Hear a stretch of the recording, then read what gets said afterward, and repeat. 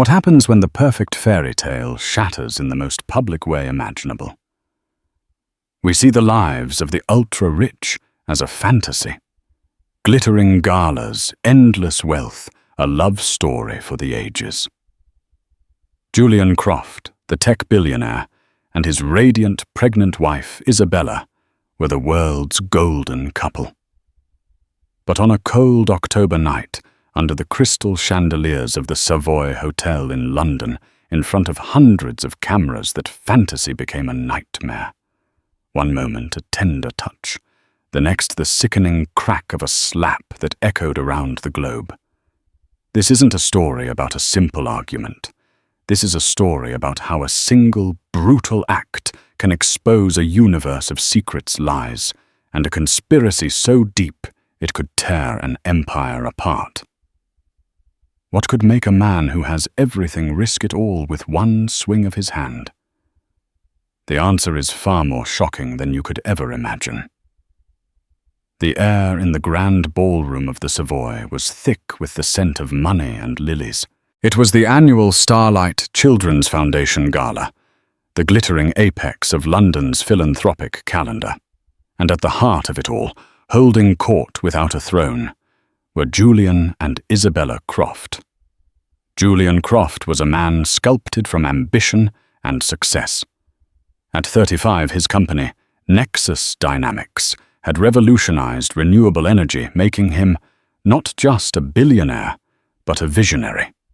He had sharp, intelligent eyes, a jawline that seemed carved from granite, and a smile that could disarm world leaders and secure billion-pound deals. Tonight, he was immaculate in a custom Tom Ford tuxedo. Beside him, a perfect counterpart was his wife, Isabella. She was beauty and grace, personified a former art curator, whose quiet intelligence was often overshadowed by her stunning looks. Tonight, she wore a flowing emerald gown of silk chiffon that elegantly draped over her 5-month pregnancy. The gentle swell of her belly was a public declaration of their shared future, the next chapter in their celebrated love story. Her dark hair was swept up, showcasing a cascade of diamond earrings, a recent gift from Julian. To the outside world, they were flawless.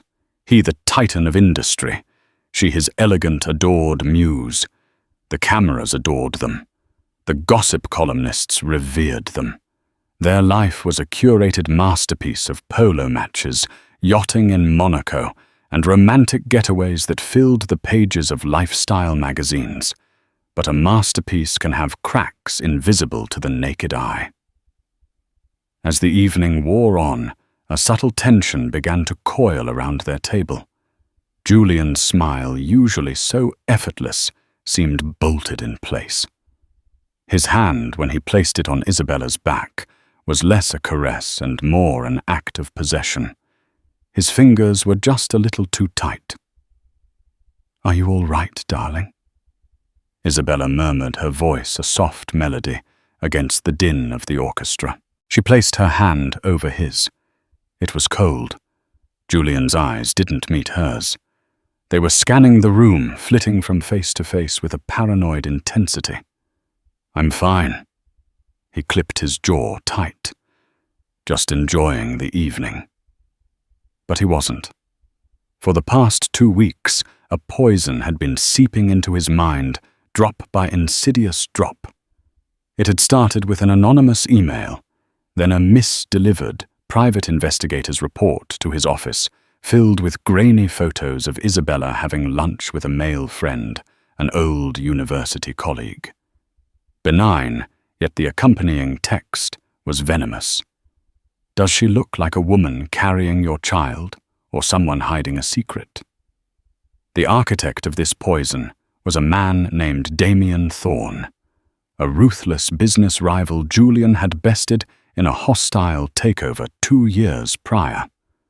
Thorne had been publicly humiliated and financially wounded. He had vowed revenge, but Julian, arrogant in his success, had dismissed the threat. He never imagined the revenge would be so intimate, so personally destructive. Thorne had spent a year meticulously planting seeds of doubt, using proxies and anonymous channels to feed Julian's deepest insecurity, that he wasn't worthy of a love as pure as Isabella's seemed to be. Tonight, the poison was reaching its peak. Damien Thorne was here at a table across the ballroom, watching with a predator's patience. A few minutes earlier, he had approached Julian at the bar, a condolent look on his face. "Julian, my friend." Thorne had said, his voice slick with false sympathy. "I hope whatever is troubling you and Isabella passes. A beautiful family like yours, it would be a tragedy to see it broken by misunderstandings." He let the word hang in the air, a veiled threat wrapped in concern. Now back at his table, Julian watched as Isabella laughed at something a guest said. It was a beautiful sound, but in his corrupted mind, it sounded like a betrayal. The PI report had mentioned her easy laughter with her friend. Was she laughing at him? Was this whole perfect life a charade? The final speaker of the night, the Foundation's director, took to the stage. He began to speak about the importance of family, of protecting the innocent, of building a safe future for children. Each word was a hammer blow to Julian's fractured psyche. And now the director announced, "We'd like to honor a couple who have been our most generous benefactors, a true example of love and partnership. Please join me in a round of applause for Mr. Julian and Mrs. Isabella Croft." A spotlight flooded their table. The room erupted in applause. This was the moment. They were supposed to stand, wave, and embody the fairy tale. Isabella turned to Julian, her face alight with a genuine, proud smile. The love in her eyes was unmistakable, a beacon in the storm of his paranoia. "Julian, they're honoring us. Isn't it wonderful?" She reached for his hand. In that moment, her pure, unsuspecting joy was the final trigger. To his sickened mind, it was the ultimate act of deception. The gall of her to look so innocent, while in his mind, she was carrying another man's child and making a fool of him in front of the world that worshipped him. He stood up. Isabella started to rise with him, her smile still radiant. "Don't touch me," he snarled, his voice a low, terrifying growl that only she could hear. Her smile faltered. Confusion clouded her beautiful features. "Julian."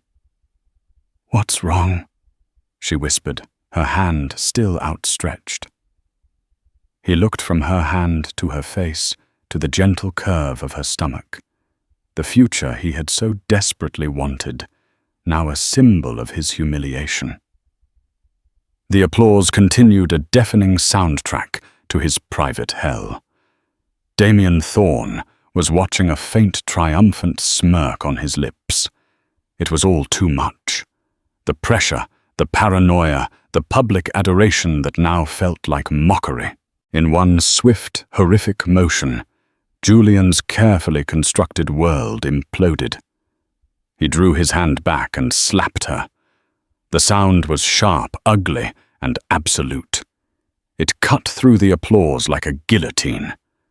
A collective gasp, a tidal wave of shock swept across the grand ballroom. The orchestra faltered, a violin screeching into silence. Every phone, every camera, every eye was locked on them. Isabella stumbled backward, her hand flying to her cheek, not in pain, but in sheer, unadulterated shock. The stinging on her skin was nothing compared to the shattering of her heart. Tears welled instantly, not of sadness, but of disbelief. The man she loved, the father of her child, had just struck her in front of the entire world. For a frozen second, there was only the tableau. The billionaire, his hand still half raised, his face a mask of rage and instant regret. the beautiful pregnant wife, her world destroyed, and the silent, watching crowd. Then the silence broke, and the crowd turned against him instantly. The silence that followed the slap lasted only 3 seconds, but within that void, an entire Emma began to crumble. It was a silence filled with the frantic clicking of camera shutters and the horrified, indrawn breaths of hundreds of people. Then came the roar. It wasn't a cheer. It was a wave of collective revulsion. The first voice to cut through was a woman's sharp cry from a nearby table, "You monster!" Suddenly, the spell was broken. The room, once a sea of polite smiles and quiet murmurs, erupted into a cacophony of outrage. Phones, which moments before were discreetly tucked away, were now held aloft, their small red recording lights, blinking like 100 angry eyes. The live stream of the gala, meant to capture philanthropy in action, was now broadcasting a billionaire's downfall in high definition. Julian stood frozen, the tingling in his palm, a horrifying echo of his action. The red haze of his rage evaporated as quickly as it had descended, replaced by a chilling, gut-wrenching clarity. What had he done? He looked at Isabella. Truly looked at her for the first time in weeks, past the veil of his suspicion. He saw not a deceiver, but the woman he had vowed to protect. Her eyes wide with a pain so deep it seemed to suck the air from his own lungs. Her hand was still on her cheek, her body trembling. Before he could utter a word, a figure moved with purpose from the table next to theirs. It was Beatrice Allister, a formidable woman in her late 60s, with silver hair styled in an elegant chignon and a reputation for philanthropy matched only by her sharp tongue. She was old money, a matriarch of London society, who feared no one, least of all a new money tech mogul having a breakdown. Ignoring Julian completely as if he were a piece of furniture, Mrs. Allister wrapped a steadying arm around Isabella's shoulders. "Come, my dear," she said, her voice firm but kind, a rock in the swirling chaos. "You will not stand here for one more second." Isabella, seemingly in a trance, allowed herself to be guided away. As she passed Julian, she didn't look at him. She looked straight ahead, her face a pale, tear-streaked mask of dignity. That lack of acknowledgement was more cutting than any scream or accusation could have ever been. He had ceased to exist for her. Julian reached out a desperate, reflexive gesture. "Isa, wait." His words were swallowed by the rising tide of condemnation. "Shame on you," another guest shouted. In front of everyone, a man yelled. The security detail, initially paralyzed by the profile of the individuals involved, now began to move, forming a clumsy barrier around Julian as reporters, freed from the constraints of polite society, surged forward. "Croft, why did you hit your wife? Is there trouble in the marriage?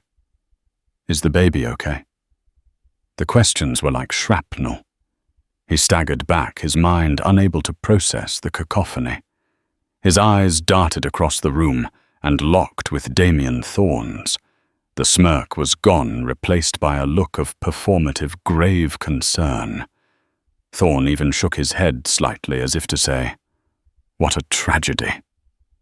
He was already playing his next move, distancing himself, becoming a concerned bystander to the demolition he had engineered.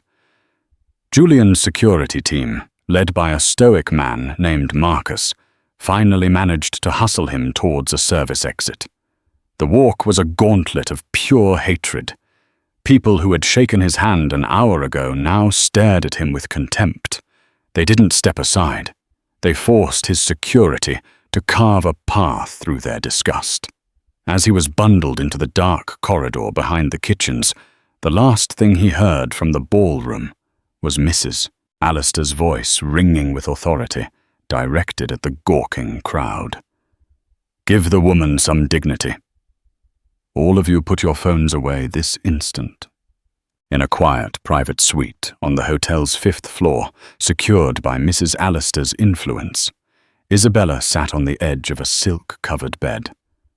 A hotel doctor had just finished checking her vitals, reassuring her that physically both she and the baby were unharmed. The red mark on her cheek was already beginning to fade. The invisible wounds, however, were catastrophic. Mrs. Alistair dismissed the doctor with a grateful nod and sat beside her, handing her a glass of water. "Drink this, child." Isabella's hands were shaking too much to hold the glass. Mrs. Alistair held it to her lips for her. For a long time, Isabella said nothing. She just stared at the intricate pattern on the Persian rug, her mind a whiteout of shock. The public humiliation was a burning fire, but beneath it was the icy core of betrayal. The man who had recited poetry to her under the stars in Tuscany, the man who had cried with joy when she told him she was pregnant, the man whose child was moving inside her at this very moment, that man had looked at her with pure hatred and struck her. It wasn't him, she finally whispered the words, horse. Mrs. Alistair raised a skeptical eyebrow. "My dear, I saw it with my own eyes. The whole world saw it." No, Isabella insisted, a flicker of her old strength returning. She looked up, her gaze clear and intense, despite the tears. "I mean that man in the ballroom was not my husband, not the man I married. Something is wrong. Terribly, terribly wrong." She had seen glimpses of it for weeks. The paranoia, the sleepless nights, the sudden sharp questions about her past. He had become distant suspicious, a ghost haunting their perfect home. She had tried to talk to him, but he had pushed her away, retreating further into a fortress of dark thoughts. She had assumed it was the pressure of a new acquisition his company was making. She had never in her wildest nightmares imagined this. "He's been manipulated," Isabella said, the conviction growing in her voice. "Someone has been poisoning him against me." Her mind, sharp and analytical, from her years as a curator, piecing together the history of art, began to work. She thought of the strange stunts, the veiled comments. And then a name surfaced in her memory. Damien Thorne. She remembered Julian mentioning his strangely solicitous behavior recently. She remembered the look on Thorne's face at a board meeting she'd attended months ago, a look of cold, calculating hatred directed at Julian. Downstairs, Julian was finally bundled into the back of his Rolls-Royce Phantom. The car was immediately swarmed by paparazzi who had been alerted. The flashbulbs were relentless, a blinding, predatory storm. Inside the silent, leather-clad cocoon of the car, Julian slumped against the seathead in his hands. His phone was vibrating incessantly, a frantic text from his head of PR viral. "Croft slap trending #1 worldwide. Stock futures in freefall. Call me now." He ignored it. All he could see was Isabella's face, the shock, the hurt, the utter destruction of her trust in him. The poison that Damien Thorne had poured into his ear now seemed like a pathetic, flimsy excuse for an act of unforgivable brutality. He hadn't been a manipulated man. He had been a weak one. He had allowed his own insecurities to be weaponized against the person he loved most. He had flown to the sun and in a moment of mad pride had melted his own wings. But he hadn't just fallen. He had dragged his pregnant wife and his unborn child down into the fire with him. The crowd had turned against him instantly, but the most damning judgment had been in Isabella's eyes, and he knew with a certainty that chilled him to the bone that winning back the world's approval would be nothing compared to the impossible task of winning back hers. The 24 hours that followed the slap were not a news cycle. They were a global maelstrom. By dawn, Julian Croft was no longer a visionary billionaire. He was a meme, a villain, a hashtag. His face, contorted in rage, was juxtaposed against Isabella's look of stunned betrayal on every major news network, from CNN to the BBC. The headline in The Sun was simple and brutal: "The Beast and the Beauty. Nexus Dynamics." The empire Julian had built from nothing was an empire of glass, and the world was now throwing stones. By the time the London Stock Exchange opened at 8 a.m., its stock had entered a free fall so catastrophic it triggered automatic trading halts. Investors weren't just nervous, they were morally repulsed. The company's board of directors, a collection of powerful figures who had once idolized Julian, convened an emergency meeting without him. The agenda had only one item, Clause 7 of his contract, the morality clause. Holed up in his sterile minimalist penthouse overlooking the Thames, Julian was a king in a kingdom of one. He hadn't slept. He had watched the news until the repetition of his own monstrous image made him physically sick. He had showered 3 times trying to scrub the phantom feeling of the slap from his skin. Marcus, his head of security, stood by the vast floor-to-ceiling windows, phone pressed to his ear, taking in a relentless stream of bad news. "Sir," Marcus said, his voice flat, devoid of its usual deference. "The board has voted. They're invoking the morality clause. They've requested your immediate and indefinite leave of absence. The press release is scheduled for noon." Julian didn't react. He was staring at a framed photo on his desk. It was of him and Isabella in Santorini, taken a year ago. She was laughing, her head thrown back, the setting sun catching the gold in her hair. He had been so sure then of his own goodness reflected in her eyes. "And Mrs. Croft?" Julian asked, his voice a rasp.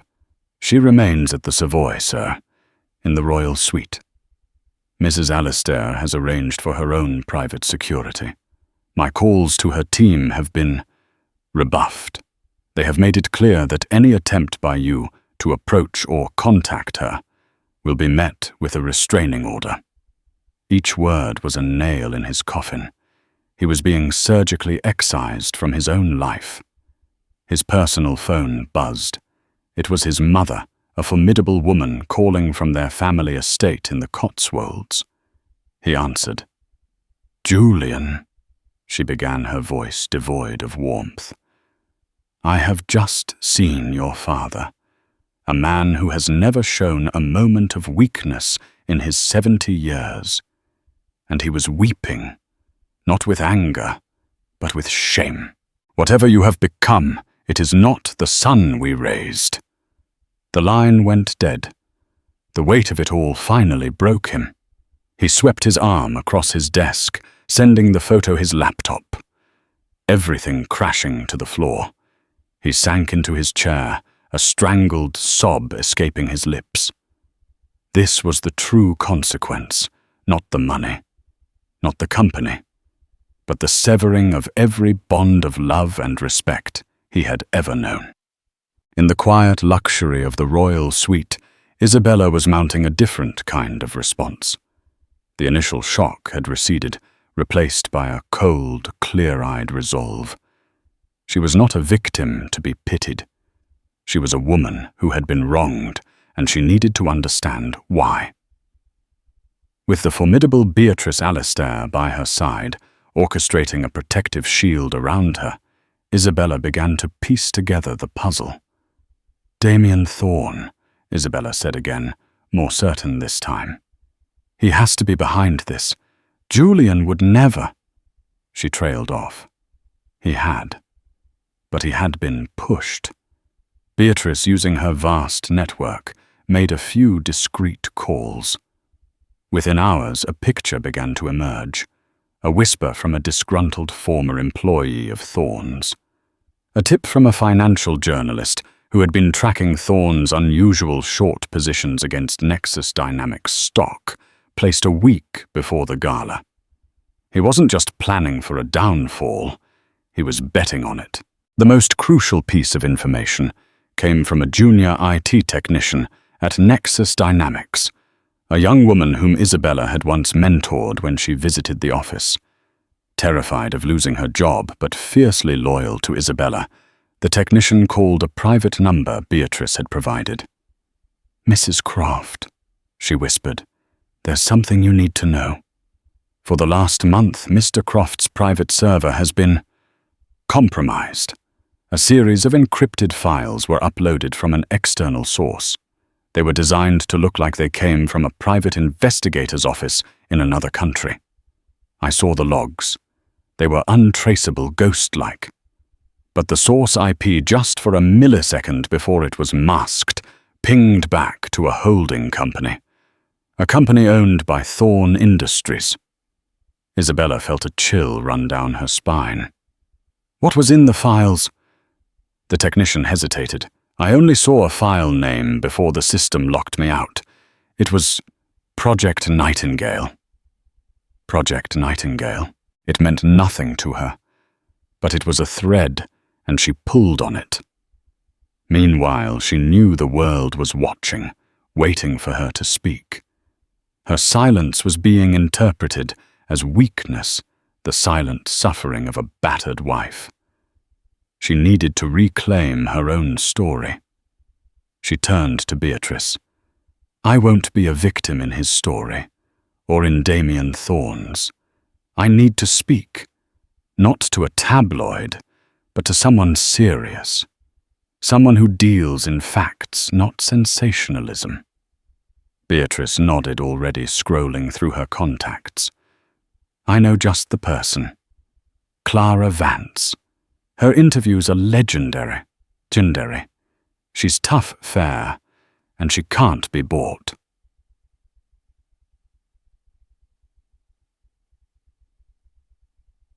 Across London, in his opulent Mayfair office, Damien Thorne was celebrating. He poured 2 glasses of vintage Macallan whiskey and handed one to a man sitting in the shadows. "To Project Nightingale." Damien toasted, his eyes glittering with triumph. "More successful than I ever could have imagined. He didn't just crumble.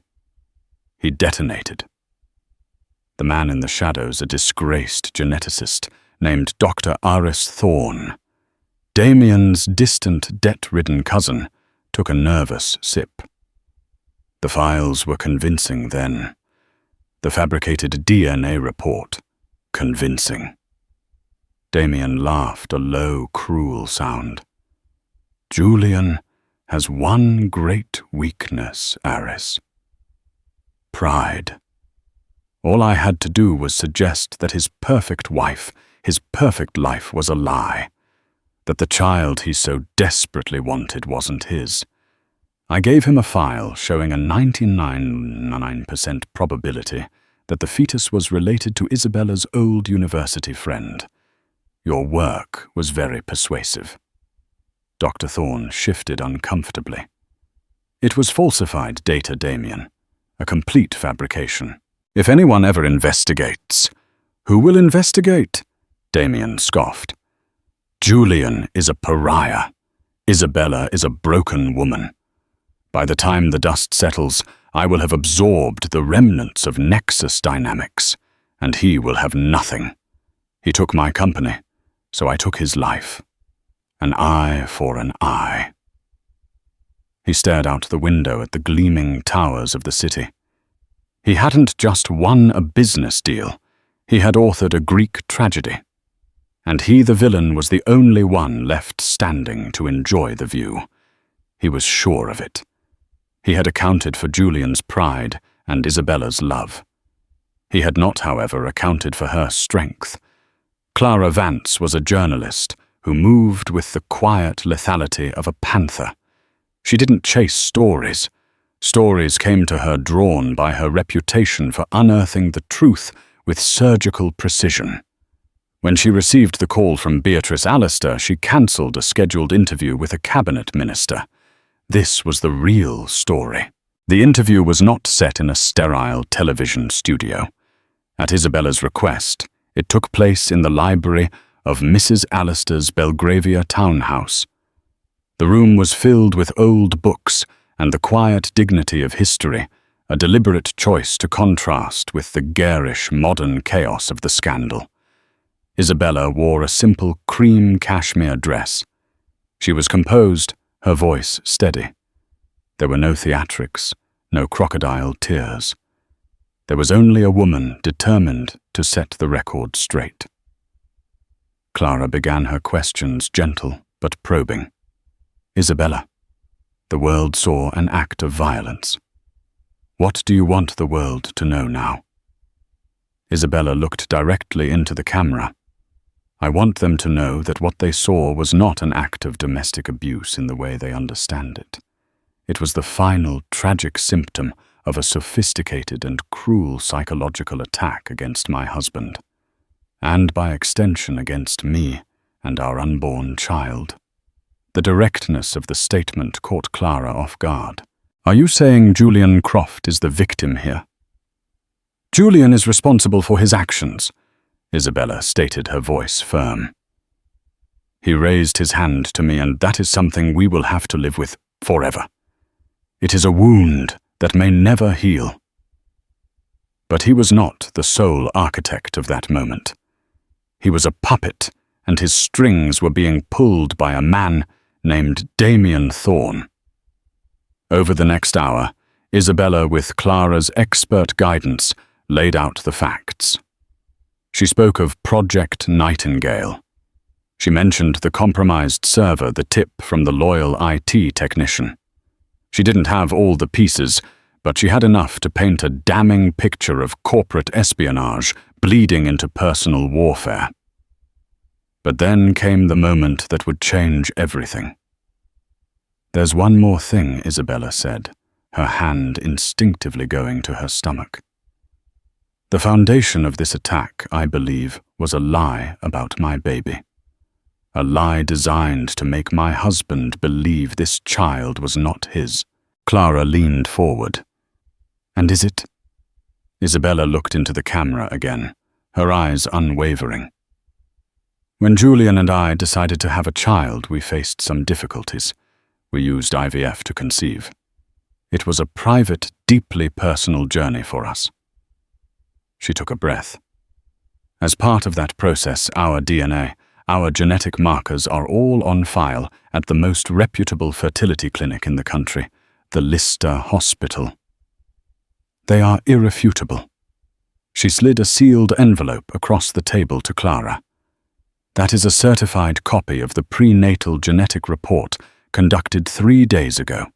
It confirms with 100% certainty that Julian Croft is the father of my child.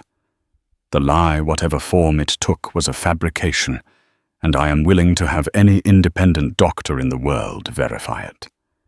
This was the bombshell, not just a denial, but a scientifically proven refutation of the unspoken rumor that now hung over the scandal. The interview aired that evening. It didn't just change the narrative. It torched it. The public, so quick to condemn, was now faced with a far more complex and sinister story. The hashtag #CroftSlap was slowly being replaced by #Project Nightingale and #Damien Thorne. In his penthouse, Julian watched the interview transfixed. He saw Isabella not broken and weeping, but strong, intelligent, and fiercely protective of their child, of his child. He heard about the IVF, a secret they had kept so close, now laid bare to defend him. He heard about the compromised server, the fabricated lie about paternity. The paranoia that had encased him like a shroud was ripped away, and the truth was blinding. He wasn't a righteous man betrayed. He was a fool, a prized champion fool who had performed his trick for the whole world to see. He thought back to every conversation with Damien, every friendly warning, every piece of evidence. It was all so clear now. The pieces clicked into place with sickening precision. The name Project Nightingale echoed in his mind. It was a name from his past. Years ago, in his first major business venture, he had outmaneuvered Damien Thorne to acquire a small but brilliant biotech firm. The firm's signature research project, a revolutionary gene sequencing technique, was codenamed Nightingale. Thorne had never forgiven him for it. This wasn't just revenge. It was poetry. Thorne had used the ghost of their first battle to win the last one. A fire Julian hadn't felt in years ignited in his gut. It wasn't the blind rage from the gala. It was a cold, focused fury. He had been played, his wife had been endangered, and his child had been used as a weapon. He picked up his phone and called the one man he knew was still loyal, the one man who operated in the shadows better than anyone. Marcus. Marcus Julian said, his voice deadly calm. "Cancel my leave of absence. We're going to work. I want you to find a man, a geneticist named Dr. Eris Thorne. Find out everything about him, his debts, his vices, his fears. And I want you to arrange a meeting for me with Damien Thorne. Not in an office. Somewhere he can't escape." Damien Thorne watched the interview from his own home, the Macallan glass frozen halfway to his lips. This wasn't how the story was supposed to go. Isabella was supposed to disappear, a tragic footnote. She wasn't supposed to fight back with facts and evidence. His phone rang. It was his cousin Aris, his voice trembling with panic. "They know Damien. They're talking about a fabrication, the Lister Hospital. Their records are ironclad. We're ruined." "Calm down, you fool," Damien hissed, though his own heart was hammering against his ribs. "She has no proof connecting us to anything. It's her word against a ghost on the internet. Hold your nerve." But he knew it was too late. Isabella hadn't just cleared her name. She had given the world a new villain. And as the interview concluded with Clara Vance looking gravely at the camera and saying, "The question now is not what happened at the gala, but how far Damien Thorne was willing to go," he felt the first real tremor of fear. He had built a perfect trap for Julian Croft. He had just never considered that the bait might be the one to tear it all apart. Julian Croft had always understood that true power wasn't about shouting. It was about controlling the environment. For his confrontation with Damien Thorne, he chose the sky. The London Eye on a grey, drizzly weekday afternoon was nearly deserted. Marcus had booked an entire pod, citing a private corporate event. As the colossal wheel began its slow, silent ascent, the sprawling panorama of London unfolded below, a city that had witnessed both Julian's meteoric rise and his spectacular fall. Damien Thorne stepped into the pod just as the doors were closing, a look of wary curiosity on his face. He had come because the invitation was irresistible, a summons from a ghost. He expected to see a broken man. The man standing by the curved glass was not broken. Julian Croft was terrifyingly calm. The wild emotional rage of the gala was gone, replaced by an arctic stillness that was far more intimidating. Julian Damien began adopting his familiar tone of faux concern. "I was horrified when I heard. If there's anything I can do, save it. Damien." Julian cut him off, his voice low and even. He didn't turn to face him yet, continuing to gaze out at the city. Let's talk about Project Nightingale. The name hit Damien like a physical blow. He stiffened his carefully composed mask, twitching. I don't know what you're talking about. Don't you? Julian finally turned his eyes, locking onto Damien's. It was a good name. Poetic. A callback to the first time I beat you. The first time I took something you thought was yours. You've been nursing that grudge for a decade, haven't you? The pod reached its apex 135 meters above the ground. Below, the world looked like a map. They were suspended between the heavens and the earth in a glass bubble of truth. You found my weakness. Julian continued, taking a slow step forward. It wasn't money or power. It was pride. The fear that I wasn't good enough, that the life I had was too perfect, that I didn't deserve Isabella. And you played on it like a virtuoso. Damien's facade began to crack. You're delusional. Grief has clearly scrambled your mind. My mind is clearer than it has ever been, Julian countered. Let me tell you what I see.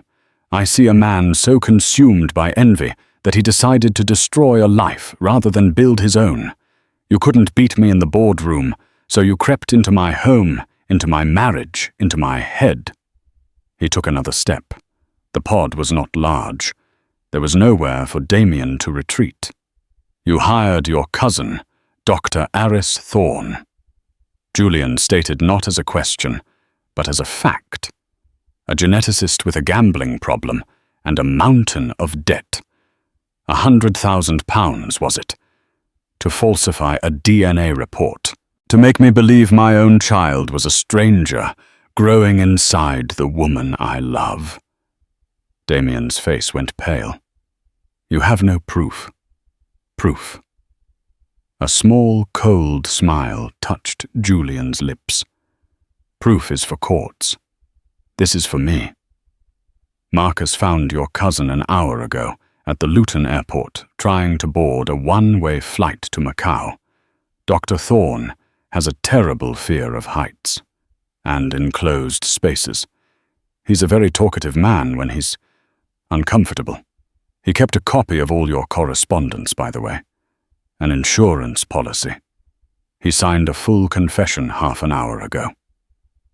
The last of Damien's composure shattered.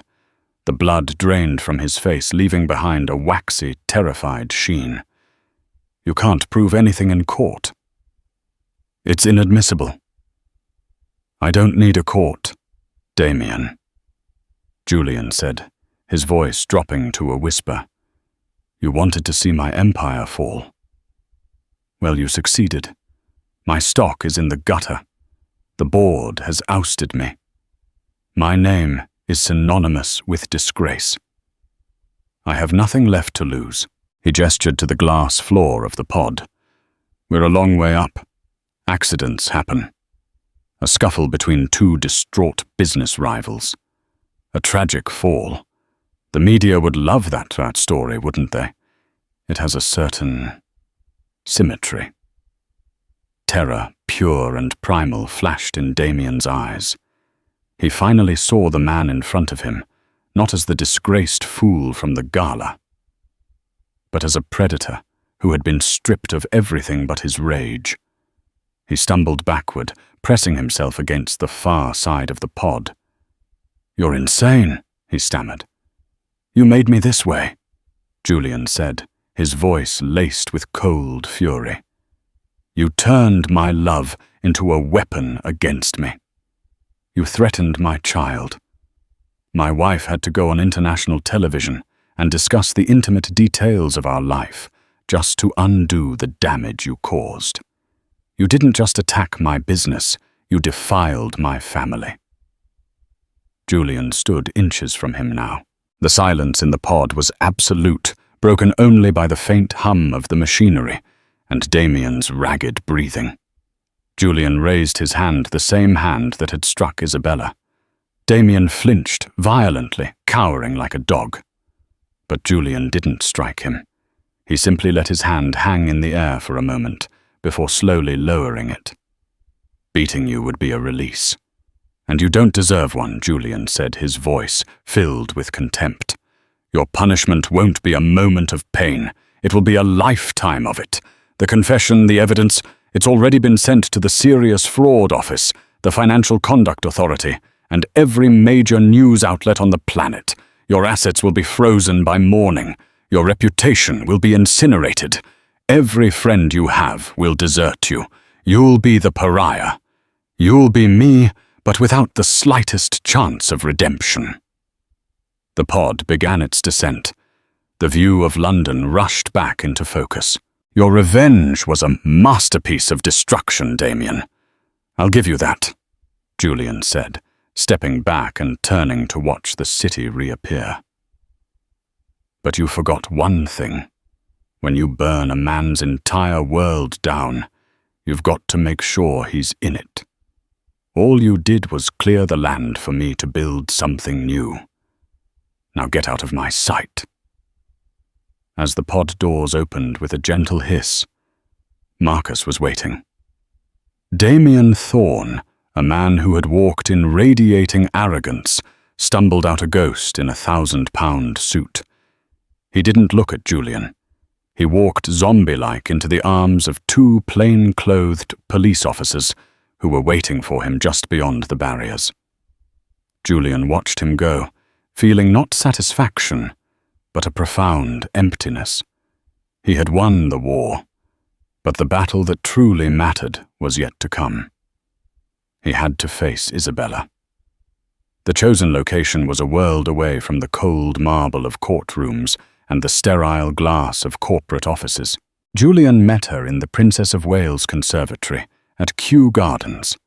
Outside, a typically grey and melancholic London sky wept a fine drizzle onto the manicured lawns. But inside the glasshouse, it was another world. The air was warm, thick and alive with the humid scent of damp earth, exotic blossoms, and slow, patient growth. It was Isabella's choice, a neutral territory, a place of life to confront the death of their trust. Julian walked through the glass doors connecting the dry, arid zone to the tropical orchid display where she was waiting. The shift in atmosphere was immediate and suffocating. His heart hammered against his ribs, a frantic drumbeat against the serene quiet of the conservatory. He had faced down hostile boards, ruthless competitors, and a global media firestorm. But that was all armor and artifice. This was different. This required a nakedness of the soul he wasn't sure he possessed. He saw her standing by a display of phalaenopsis orchids, their delicate, moth-like petals a stark white against the lush green foliage. She wasn't looking at him, but at the flowers, her profile silhouetted against the bright, diffused light of the glass panes. She wore a simple, elegant navy blue dress that did little to conceal the prominent, beautiful curve of her pregnancy. Her hair was pulled back simply, and she wore no jewelry. There was a stillness about her, a formidable serenity that was entirely new. The fragile, heartbroken woman from the Savoy was gone. In her place stood a queen in exile surveying the ruins of her kingdom with a sorrowful but unbreakable resolve. He stopped a dozen feet away, the distance feeling like an impassable chasm. Every rehearsed apology, every carefully constructed sentence he had prepared evaporated into the humid air. All that was left was the horrifying, simple truth of his failure. "Issa," he began his voice, a dry, unfamiliar rasp. He cleared his throat, the sound unnaturally loud in the quiet space. She turned slowly.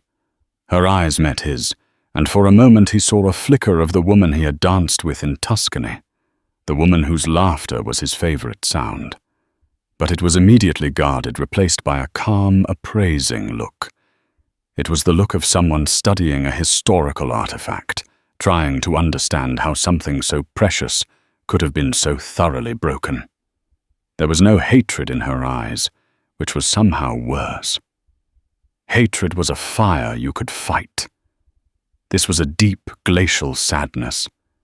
I know he started again, forcing the words out. I know that the word sorry is an insult to what I did. It's a word for spilling coffee, not for shattering a life. My life. Your life. Ours. He took a hesitant step forward, his hands clenched at his sides to stop them from shaking. There is no excuse. I want you to hear that. There are reasons, a sickness in my own mind, a poison poured by another man. But there is no excuse. Damien Thorne didn't raise his hand to you. My pride did. My insecurity did. I did. I looked at you, the purest thing in my life, and I chose to believe a lie fabricated by the ugliest parts of the world. I chose to believe it over the evidence of every day I ever spent with you. That is my sin, and mine alone. He let the confession hang in the air, heavy and absolute. He didn't beg, didn't plead for understanding. He simply stated the truth of his guilt. Isabella listened, her expression unreadable. She walked slowly from the orchids to a simple wooden bench and sat down, her hand resting protectively on the swell of her belly. She looked at him for a long, silent moment before she spoke, her voice as quiet as the drizzle outside. Do you know what the worst part was, Julian? She asked, her voice steady, but laced with a profound tremor of memory. It wasn't the slap itself. The sting on my cheek was gone in an hour.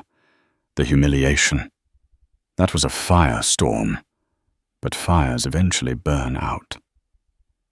The worst part, the part that plays in my mind when I try to sleep, was the 2 seconds before.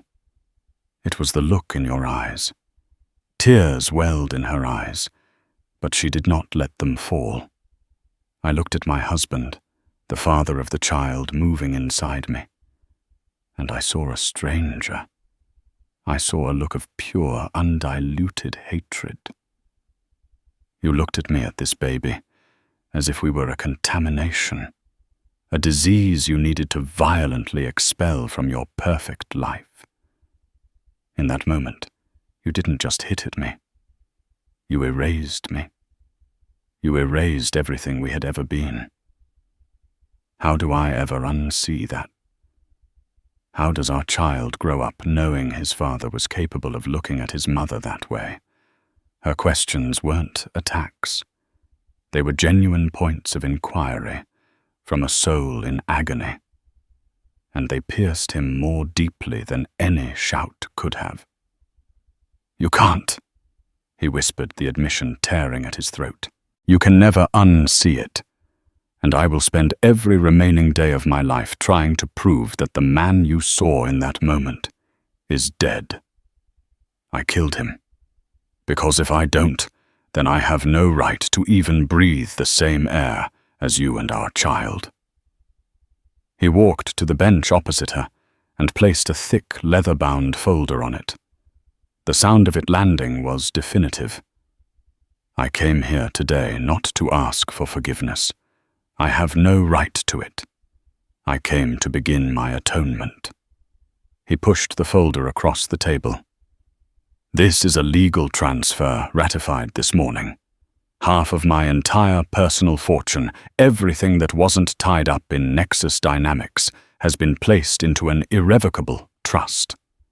The beneficiaries are you and our child. It is yours, untouchable by me, by the company, by anyone. It is security. It is freedom. It is a pathetic attempt to repair a fissure in the universe, but it's the only tool I have. He then slid a single sheet of paper from his jacket pocket. It was his formal, undated resignation as CEO of Nexus Dynamics. The board wants me back. To them, the scandal is manageable now that Thorne is exposed. But their opinion doesn't matter. Only yours does. If you want me to walk away to disappear from public life entirely, I will sign this right now, and it's done. If you want me to stay to rebuild the company and secure a legacy for our child, I will do that. The power is yours, Isabella. I am surrendering it to you completely. You will decide my future. Isabella looked from the folder to the resignation letter and finally back to his face. She saw no manipulation there, only the raw, desolate landscape of a man who had finally understood the totality of his failure. "Power is what broke you, Julian," she said softly. "The fear of losing it. The arrogance of having it. I don't want that power." She pushed the resignation letter back towards him. "A legacy for our child needs a father, not a ghost. Rebuild it, but rebuild it as a better man." She took a deep breath. "I'm using some of the funds to start a foundation. I'm calling it the Nightingale Foundation. It will provide legal and psychological support for victims of complex harassment and reputational attacks. I'm taking the ugliest thing that ever happened to me, and I am turning it into a shield for other people." He could only nod, overwhelmed by her strength and grace. "But you cannot come home," she said, her voice gaining a new firmness. It was the final condition, the one that mattered most. "Not now. Maybe not for a very long time. I need to feel safe. Our child needs to be born into a house of peace, not a house of ghosts. I need to heal. And you are broken, Julian. You need to fix yourself. Not for me. For you. You will seek intensive therapy. You will excavate every dark, insecure corner of your soul. And you will understand, truly, understand why you were fertile ground for such poison. You will become a man who is stronger than his own pride. Until you are that man, you will be a visitor in your child's life. A loving, supportive, but distant one. It wasn't a life sentence, but it was a long and lonely exile. It was also just. It was merciful. It was more than he deserved. "I will," he vowed, his voice thick with unshed tears. "Anything. Whatever it takes." A fragile silence settled between them again. This time, Isabella broke it. She stood up and slowly walked towards him. He braced himself, not knowing what to expect. She stopped in front of him, and with a courage that stunned him, she reached out, took his hand, the same hand that had struck her, and gently placed it flat against her stomach. The warmth of her skin, of the life beneath it, was a shock to his system. And then it happened. A tiny, decisive, living pulse fluttered against his palm. A kick. His breath caught in his throat. A single tear finally escaped and traced a path down his cheek. He looked from his hand on her belly to her face. A faint, watery smile touched her lips, a mirror of his own. It was not a smile of joy or forgiveness, but one of shared, profound, and heart-breaking humanity. It was the first light after a long and terrible storm. The path to redemption was a vast, uncharted wilderness. But in that moment, with his hand on his wife and his child kicking within, he knew he had finally found the first step. The story of Julian and Isabella isn't just a drama about the rich. It's a powerful lesson about trust betrayal and the devastating impact of lies. It shows how even the strongest love can be poisoned from the outside. But it also reveals the incredible strength it takes to fight back, not with vengeance, but with truth. Their journey is far from over. Can a man who committed such a public sin ever truly atone for it? Can a woman's trust, once so completely shattered, ever be rebuilt?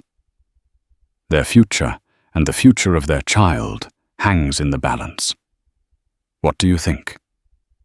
Should Isabella eventually forgive Julian completely? Let us know your thoughts in the comments below.